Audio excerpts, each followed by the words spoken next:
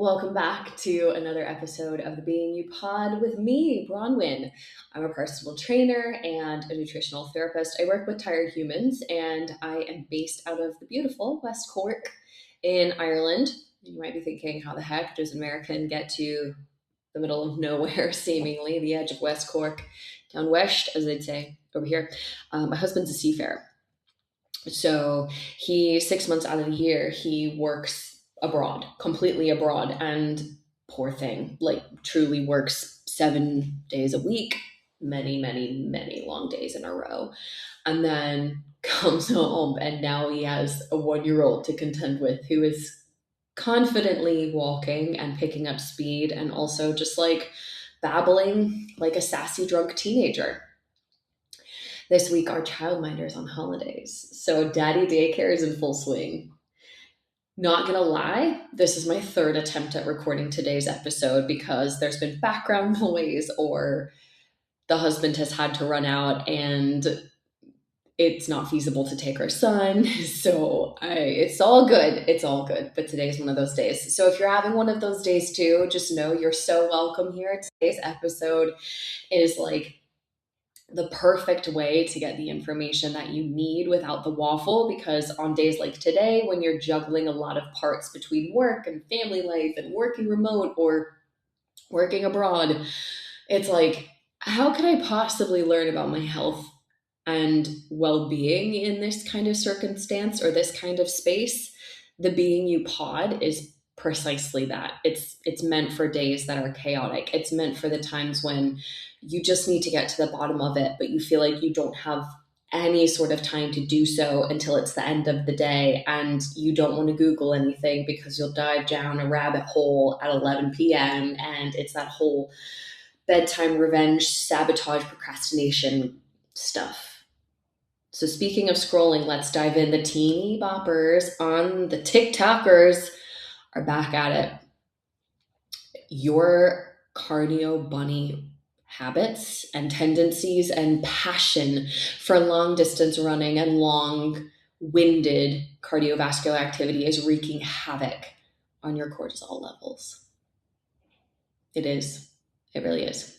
It's not, actually. It's not. What I am going to tell you today is what cortisol is, what it does in your body, cortisol's role in your exercise routine, and the way that you can mitigate harming your cortisol rhythm with your cardio routine. If you're a cardio bunny, marathon runner, Ironman fanatic, high rocks queen or king, this episode's for you, truly, because while it's not your exercise routine, your high intensity habits that are wreaking havoc on your cortisol, something else is. And we're going to talk about it today. We're going to talk about how to handle it. It is a small tweak, makes a big difference long term. So let's dive in. First of all, look at the dying flowers behind me. What is cortisol? Cortisol is a steroid hormone released by your body. It's called a glucocorticoid. Asks your body, it's a steroid, it stimulates, it asks your body to do something. It's got a lot of roles, like it does a lot of things. It enacts a lot of functions in your body. It's essential for aspects of your body's inner workings, like maintaining healthy blood pressure, mounting your stress response, and asking your body to metabolize sugar for energy. It follows a natural daily rhythm. So that natural daily rhythm, what does that look like? Cortisol conventionally highest in the morning. First thing in the morning, cortisol is conventionally at its highest because it's part of your wake cycle. At the end of the day, you've probably heard about this a lot, but towards the end of the day or the later aspect of the day and into the evening, we need our melatonin production to be higher than our cortisol production, because the melatonin production being higher is what's indicating to our body, hey, it's time to unwind, it's time to rest, it's time to recoup and regenerate for the next day. In the morning, the opposite is true. So melatonin production should be quite low on the spectrum in comparison to cortisol. Cortisol production should be high in the morning. If you're someone who kind of wakes up 2 or 3 minutes before your alarm and secretly gets mad because you're missing out on that extra 2 to 3 minutes of sleep before the alarm goes off, you can thank your natural cortisol melatonin rhythms for that. I'm that kind of person. It's me. So cortisol has a daily rhythm in your body. It's not only present in a response to stress. It's not only present in sugar metabolism. It's always present. And like I said, it's got a lot of different roles. The blood, aside from the blood pressure, the sugar metabolism, and the stress response, that natural rhythm, that natural flow of cortisol throughout your day, your week, your month, your year is also responsible for supporting mood regulation, energy levels, lots of different stuff. Cortisol responds to stress in any capacity. Running from a bear, an annoying coworker, having to feed the kid before it screams even louder because it's starving, changes in family dynamics, nosy neighbors. I'm trying to think what else. Wildfires threatening to destroy your home. Cortisol responds to all of those things. Cortisol, because all of those things are stressors. A workout class is a stressor.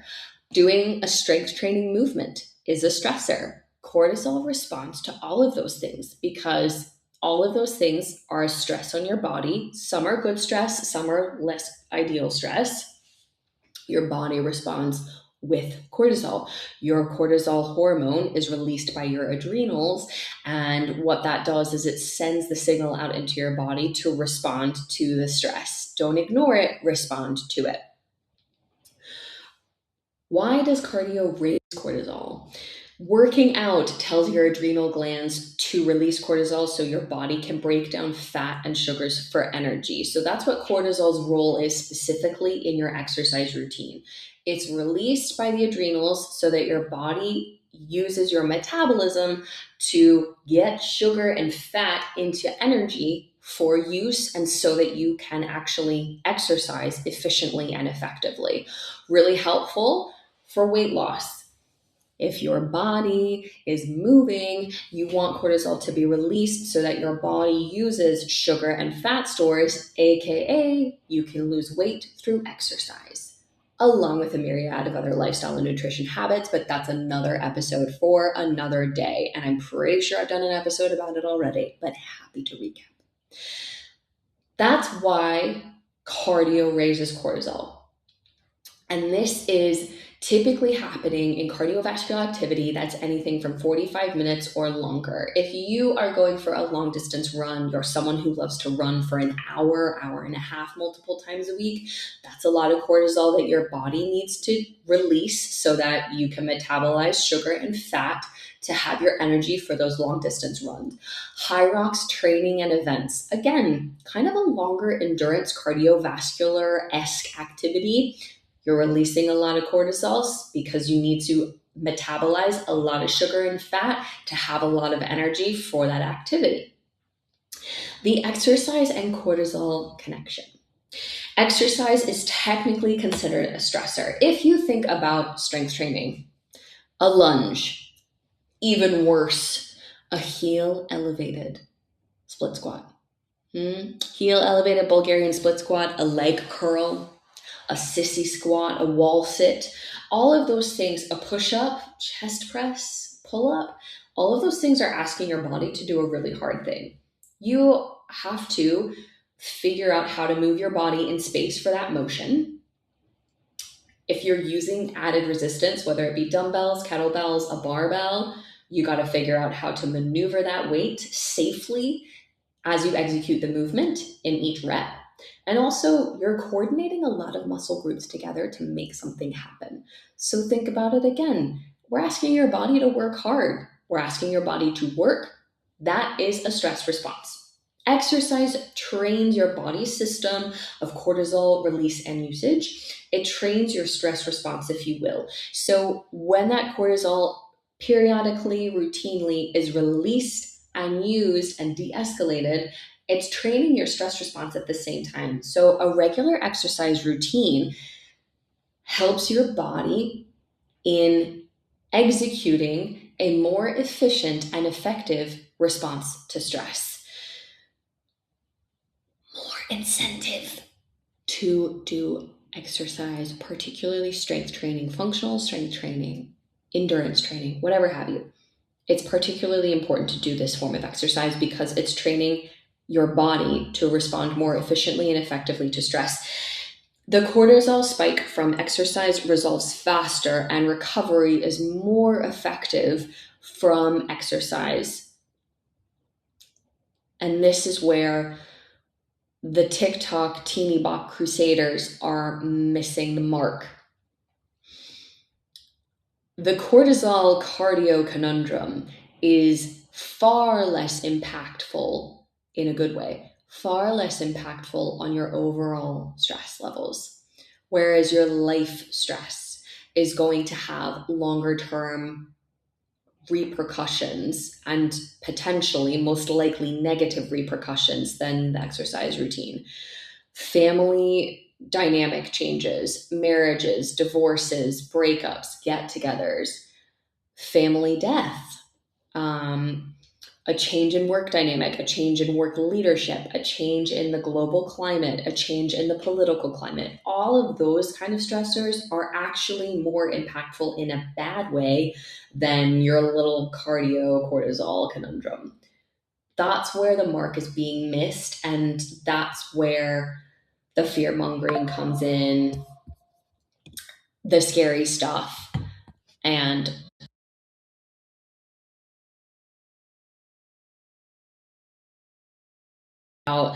the fact that better sleep from an exercise routine further supports your healthy cortisol rhythm. And that's like a nice positive feedback loop. So, again, going back to what we touched on, cortisol is higher in the morning, traditionally needs to fall as the day progresses. A regular exercise routine helps that happen. Regular exercise routine helps your body understand this is what it's like to have high, sufficient levels of cortisol for use. And this is what it's like when my cortisol is a bit more level, a bit more mellow, a bit more even keel. Your HIIT training, your endurance training, your interval training, and cortisol. HIIT and long duration intense cardio will spike cortisol significantly.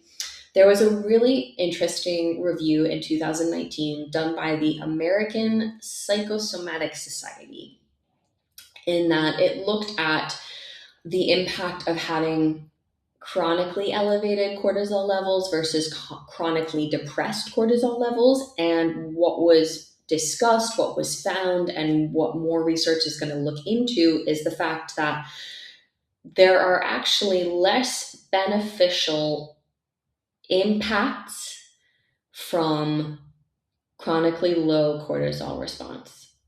Like in the long term, for your long-term health, for your functional health and longevity, it is more harmful to have lower cortisol response than higher cortisol response. And if you think about it, it makes sense. Like if you're someone who is just sleepy all the time, like can't wake up, always feeling low energy by 9 a.m., feeling fatigued, lethargic, lousy, low mood, that's all attributed to having a lower cortisol response. And it's those instances, those circumstances, which are associated with mood and anxiety disorders, depression.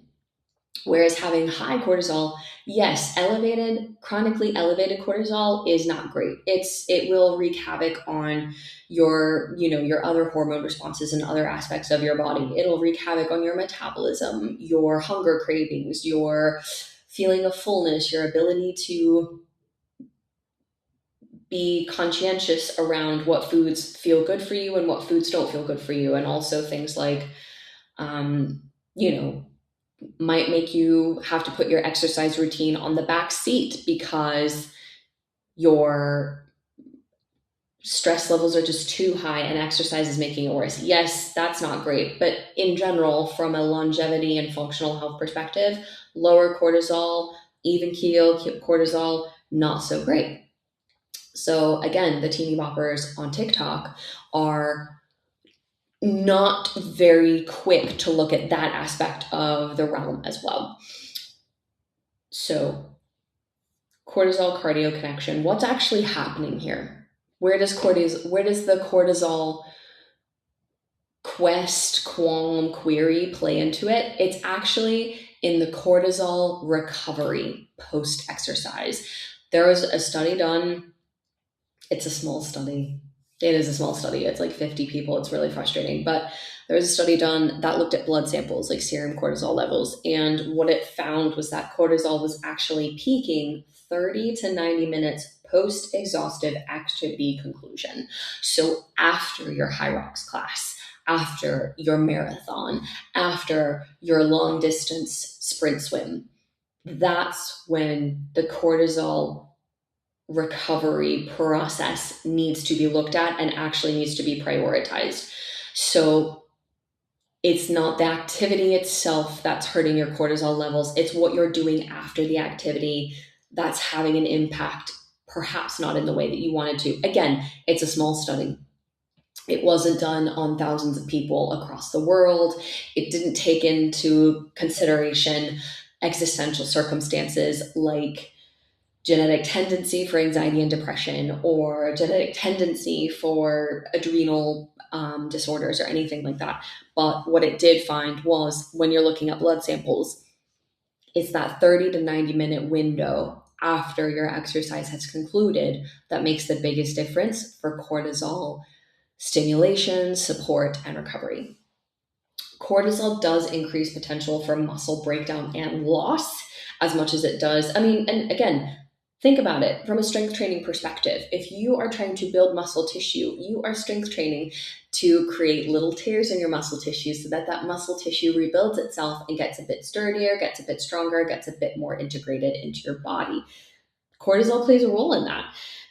It's important to take that into consideration as you age. So this is the fun part of the episode today. We're going to talk about what you actually need to take into consideration: your recovery and your lifelong, your lifespan, your longevity plan. What matters more to your cortisol levels, like I said, it's in that recovery process that we're seeing the biggest surge. So what matters more to your cortisol levels, first and foremost, is your nutrient status. Both male and female identifying people, you're looking at nutrients like your iron, your B12, your vitamin D, your calcium. They all have a great impact on your recovery. And so straight away, you're thinking, nutrient status, what am I putting on my plate after I work out, after I run my miles or my kilometers? What am I eating? That has a bigger impact on your cortisol recovery than the actual event itself. What else can you do? Keep it short and sweet. If you are going to integrate high intensity interval training into your routine, or endurance training into your routine, look at it from a bigger picture. Look at it from a weekly perspective as well as a monthly and annually perspective. Marathon runners do not run marathons every day. They've got tempo runs. They've got short burst runs. They've got recovery runs. High rocks. Are we doing a high rocks event and then heading straight into the next high rocks event and keeping ourselves at that peak training level all the time? Nope. You're recovering for at least a day or two. But when you're doing high intensity or you're doing endurance training, make sure you're allocating adequate recovery. So if you're someone that likes to do HIIT training every day, perhaps don't do it for 60 minutes every day. Do it for 15 minutes every day. That is going to be smarter, more effective, and more efficient in the longer term. If you're worried about your cortisol being elevated with your cardiovascular activity, tendencies, habits, or whatever. Allowing your adequate recovery time between sessions is quite important, particularly for people that are like avid marathon runners, Ironman competitors, or even exercise class instructors. If you are a spin instructor, if you are someone who instructs high rocks classes regularly, you need to allow adequate recovery time between your sessions. So that might actually mean, for yourself as an instructor, you periodize your own endurance activity to be more concise throughout the year. Obviously, as an instructor, your job is not just in January, April, and September. Your job is year-round. But perhaps your own endurance training, you periodize to like Q1 and Q3 of the year, or Q1 and Q2, leave it off for Q3, Q4. Sleep and fuel are two things that you can always take into consideration when it comes to your cortisol levels. Sleep efficiently. And you might be sitting here being like, it's impossible for me to get 10 hours of sleep because I've got two kids under 4. I have a 1-year-old, and I know that I've literally just come out of the broken sleep realm. I'm able to get 6 hours in a row now, which feels like a massive accomplishment. I'm not discounting the fact that being a parent means that sleep goes out the window, but what you can do is focus on sleep hygiene. Make sure your screen is put away 30 minutes to 60 minutes before you actually get into bed, whether that is the time that you are falling asleep or not. If you're getting into bed and like to like just sit in bed for 10 minutes before you actually go to sleep, that's what I like to do personally. Your phone, tablets, whatever are going away 30 to 60 minutes before that time that you're getting into bed. And then the night wake ups are what they are. You're not, again, as a parent for sleep, you're doing your best not to have caffeine after 4 p.m. You're doing your best to stick to decaf. You're doing your best as a parent or someone who's running on broken sleep to wake up and not immediately chug Red Bull or Monster or coffee. You're doing your best to give yourself 30 minutes before, after waking up, before you start your caffeine consumption. It's little things like that. It's not about getting your full 9 hours. It's not about that at all. It's just trying to be the most efficient with the realistic expectation. Fuel goes without saying. Fuel is really important for recovery. Like we've discussed already, cortisol is responsible for empowering your body to metabolize sugar and fat for energy. So don't leave out your carbs and fats. When we think about recovery, we traditionally, TikTok, Beanie Bop, think about consuming a lot of protein. Yes, protein's helpful, but actually fats and carbohydrates play a really beneficial role in your recovery as well. And fats help your body absorb nutrients more efficiently and more effectively. Carbohydrates replenish your sugar stores, getting you ready for the next stress. Because I think the overarching theme for today is that stress is everywhere. Stress is when you walk out of the door in the morning, stress is in the gym, stress is on your commute, and stress is getting back home and dealing with your kids and a husband and the daddy daycare who's just doing his best. It's stressful. Stress is always around, so cortisol is always fluctuating. Cortisol is always present, but fueling that system appropriately and effectively makes a big difference. The other thing that you can take into consideration before freaking out and banishing your cardio habits to the corner is other stress response management modalities. Low to moderate aerobic training plays a really nice role here. Walking outside, meditating, taking a deep breath, sitting in silence for 30 seconds. You might get uncomfortable with that, but that's okay. Other stress management modalities need to be incorporated here so that you're not dealing with, I'm tired, I'm always wired, what can I do? Or maybe I really should give up my favorite spin class 5 times a week because it's not doing me any favors. I do think that, again, as a personal trainer, speaking from experience, like literally 10 years of working with clients on the gym floor and online, I don't think spin class 5 times a week is going to be helpful. It's not.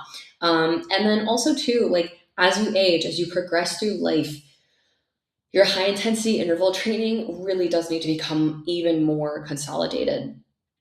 I wouldn't say that somebody in their 60s and 70s needs to be doing 15 minutes of HIIT training 5 times a week, maybe once or twice.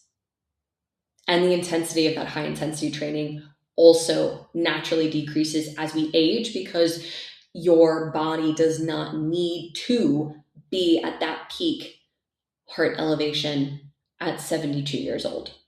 It doesn't need that. It does need that at 27 so that your heart can age healthfully.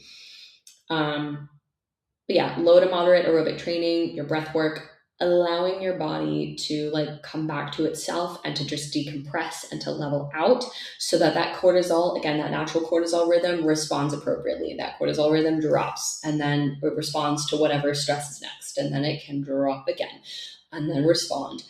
We want that to happen. It's like It's like blood sugar spikes, blood glucose spikes. After a meal, your blood glucose is meant to spike. It's meant to lift. Think about it. You've just eaten food. Of course, your blood glucose is going to spike. We don't want it to come crashing down. We want it to like naturally just drop super subtly. And then before you know it, you're kind of like, why is my tummy rumbling? Oh, because it's 10 minutes from dinner time. Same thing with your cortisol. You want your cortisol to spike to respond to stress. We need it. We need a surge of cortisol, not a spike, a surge of cortisol so that your body mounts its stress response appropriately. And then after the stress has been addressed in that recovery period, you want it to just like naturally drop back down and then get ready for the next stress. So, long story short, cortisol and cardio are connected. It's not about the cortisol surge in the activity itself. It's actually about the cortisol surge continuance anywhere from 30 to 90 minutes post activity. And what you do for recovery helps that immensely. And sometimes that means decreasing the duration of your activity. It means decreasing the frequency of your activity. But it's about being smart and strategic, looking at it from a weekly, monthly, annual scale, and prioritizing and periodizing appropriately based on your stage of life, your goals, and all that good stuff.